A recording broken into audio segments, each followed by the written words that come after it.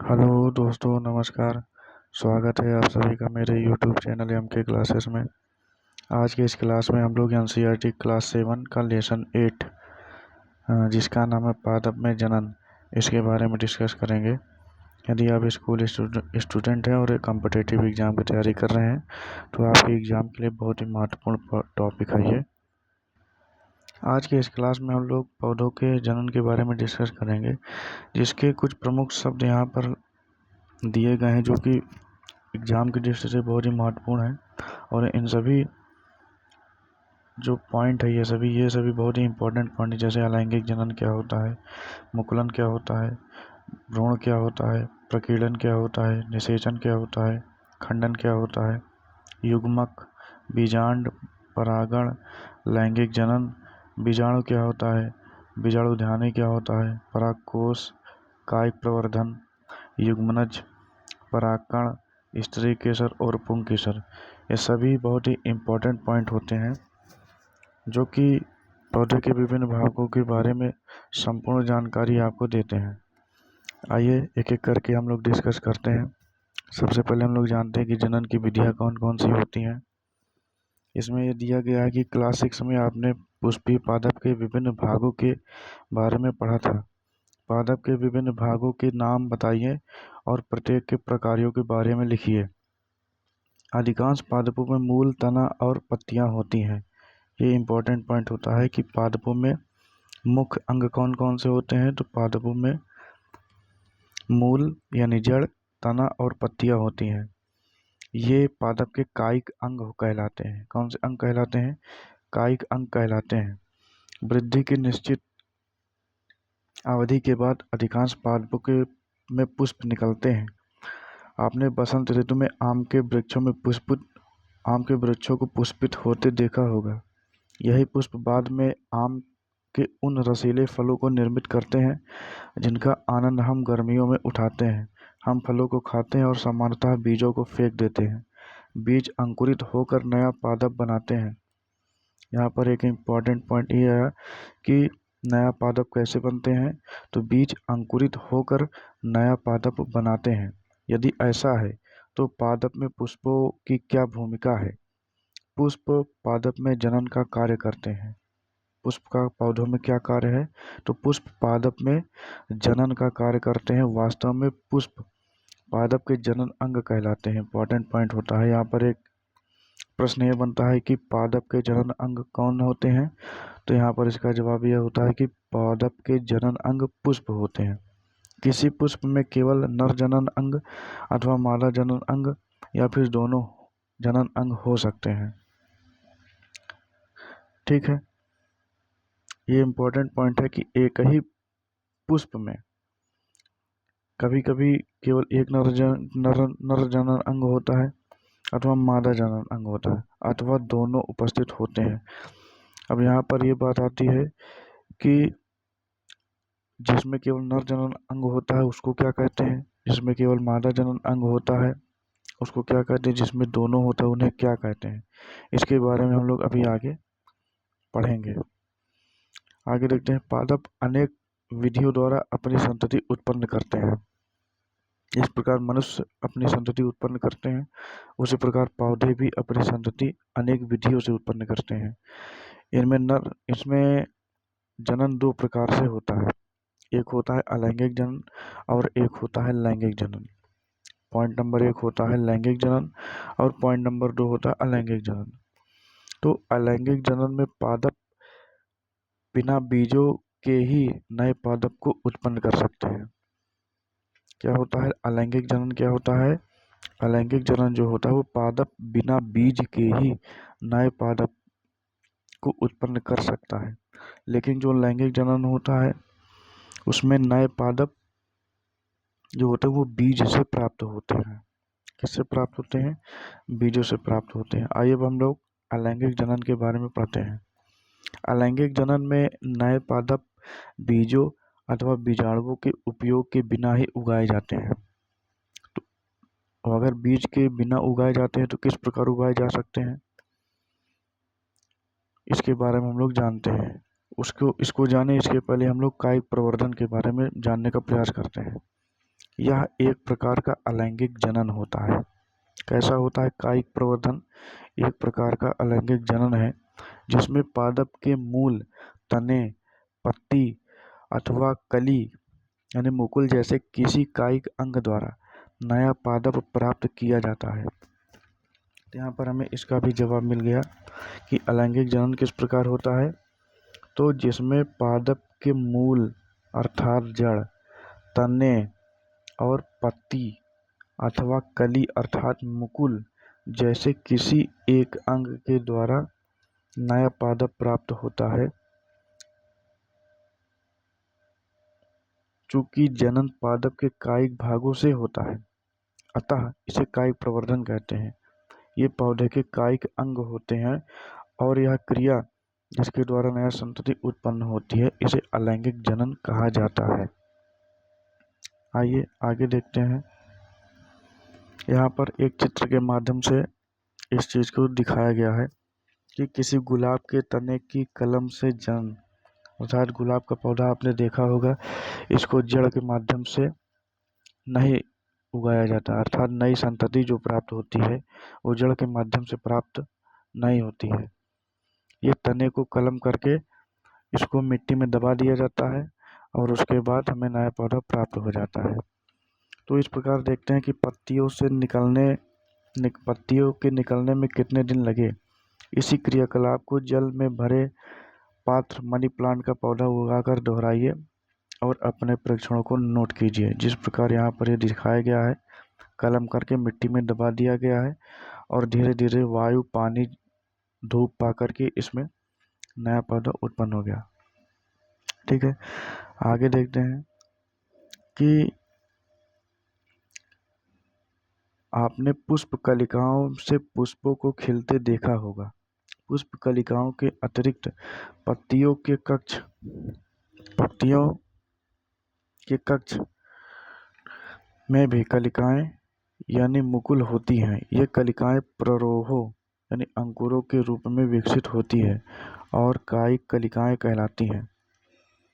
यहाँ पर यह कलिकाएं का चित्र दिया गया है जो कि किसकी कलिकाएं हैं? आलू की कलिकाएं हैं, जिसको हम लोग आलू की आंख से अंकुरित होता पादप इसको बोल सकते हैं।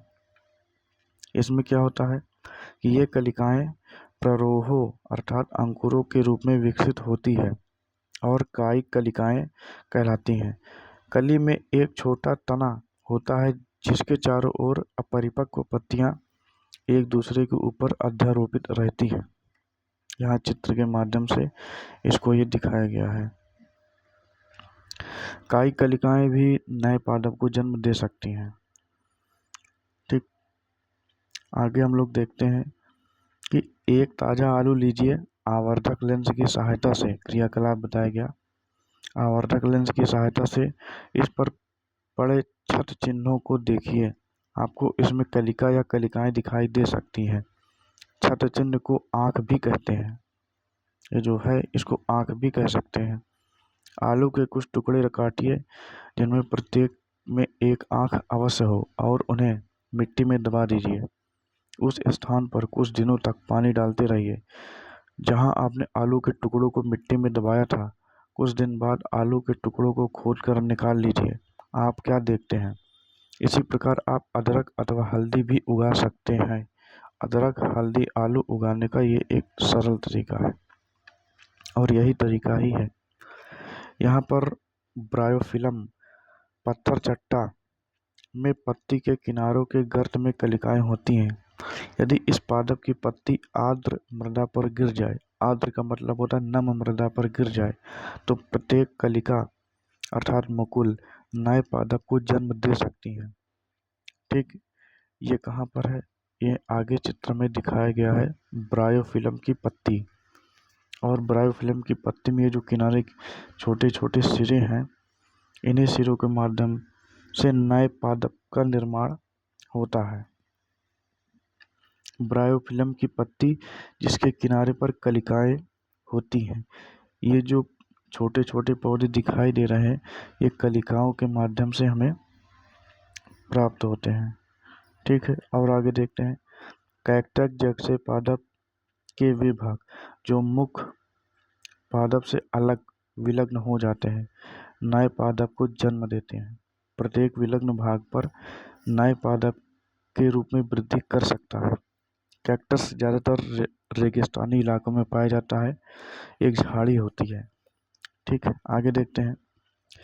कायिक प्रवर्धन द्वारा पादप कम समय में उगाए जा सकते हैं। बीजों से उगाए जाने वाले पादप की अपेक्षा कायिक प्रवर्धन द्वारा उत्पन्न पादपों में पुष्प और फल कम अवधि में ही आ जाते हैं। नए पादप जनक पादप की यथार्थ प्रतिलिपि होते हैं। नए पादप जो होते हैं वो जनक पादप की यथार्थ प्रतिलिपि होते हैं, अर्थात नए पादप अपने पुराने पादप की तरह ही होते हैं, क्योंकि वे एक ही जनक द्वारा उत्पन्न होते हैं। इस अध्याय में आगे आप पढ़ेंगे कि इसके विपरीत लैंगिक जनन द्वारा उत्पन्न होने वाले पादप में माता पिता अर्थात जनक दोनों के गुण होते हैं। लैंगिक जनन के परिणामस्वरूप पादप बीज उत्पन्न करते हैं। जो पौधे होते हैं वे बीज भी उत्पन्न करते हैं। और आगे हम लोग देखते हैं, मुकुलन के बारे में पढ़ते हैं और इसको समझने की कोशिश करते हैं। आपने पहले ईस्ट के बारे में पढ़ा था, जिसे केवल सूक्ष्मदर्शी द्वारा ही देखा जा सकता है। इसके लिए यदि पर्याप्त पोषण उपलब्ध हो तो ईस्ट कुछ ही घंटों में वृद्धि करके गुणन अर्थात जनन करने लगते हैं। याद रखिए कि ईस्ट एक एकल कोशिका अर्थात एक कोशिक जीव है। आइए हम देखते हैं कि ये जनन कैसे करते हैं।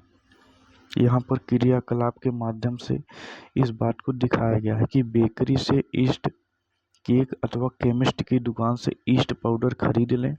चुटकी भर ईस्ट लेकर इसे किसी ऐसे पात्र में रखें जिसमें कुछ जल हो। इसमें 1 चम्मच शक्कर डालकर उसे जल में घोल लें। अब उस पात्र को किसी कमरे में या कमरे के गर्म भाग में रखें। 1 घंटे के पश्चात इस द्रव की एक बूंद कांच की स्लाइड यानी पट्टी पर रखकर सूक्ष्मदर्शी से देखें आपको क्या दिखाई देता है। आप नई ईस्ट कोशिकाओं को देख सकते हैं। यहाँ पर ईस्ट के जो मुकुलन है और इसका जो द्विगुणन है अर्थात ईस्ट का जो जनन है उसके बारे में दिखाया गया है। सबसे पहले यहाँ पर ईस्ट कोशिका को दिखाया गया जो एक कोशिकी है। उसके बाद विकसित हो रहा ईस्ट, उसके बाद यहाँ पर विकसित होने के बाद जो नवीन ईस्ट बना ये है। उसके बाद मुकुल श्रृंखला बनकर ये इसके अलावा ये 3 और बनकर तैयार हो गए। इस प्रकार से द्विगुणन की क्रिया के माध्यम से ईस्ट का निर्माण होता है। तो यहाँ पर आगे देखते हैं कि ईस्ट कोशिका से बाहर निकलने वाला छोटे बल्ब जैसा प्रवर्ध मुकुल या कली कहलाता है। मुकुल क्रमशः वृद्धि करता है और जनक कोशिका से विलग होकर नई ईस्ट कोशिका बनाता है। नई ईस्ट कोशिका विकसित होकर परिपक्व हो जाती है और फिर नई ईस्ट कोशिकाएं बनाती हैं। कभी कभी नवीन मुकुल से नए मुकुल विकसित हो जाते हैं, जिससे एक मुकुल श्रृंखला बन जाती है। यहाँ पर यह मुकुल श्रृंखला बनी हुई है, संतति है, कोशिका है। उसके बाद नए ईस्ट का निर्माण यहाँ पर हुआ। तो कभी कभी नवीन मुकुल से नए मुकुल विकसित हो जाते हैं, जिससे एक मुकुल श्रृंखला बन जाती है।